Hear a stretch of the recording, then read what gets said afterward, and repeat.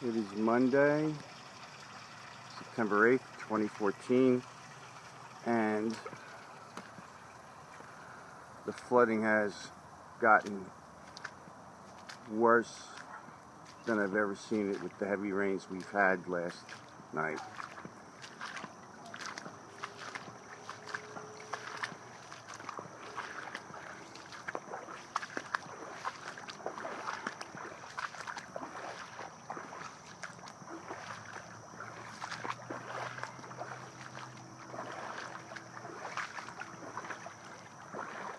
You can see the top of the green hose there.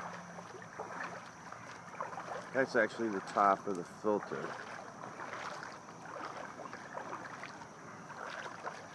You can see in through the woods how it just blows right back.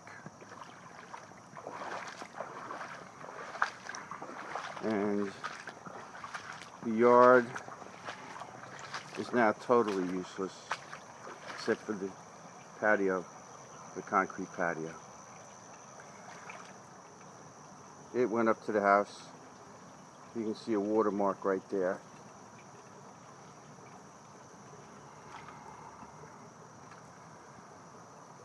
And there we have it for September 8th, 2014, after heavy rains last night.